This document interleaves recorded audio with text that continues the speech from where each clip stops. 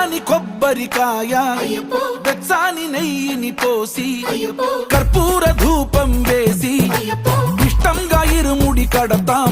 నువ్వు ఎత్తుకుంటే చాలు ఎన్ని పూనకాలు కంఠమెత్తి పాడుకోగా కన్యస్వామి కదిలిరాగా ఇరుముడి కట్టు కట్టు కట్టు కట్టు కట్టు ఇరుముడి కట్టు ఎక్కు ఎక్కు ఎక్కు ఎక్కు సారి మల్ల ఎక్కు.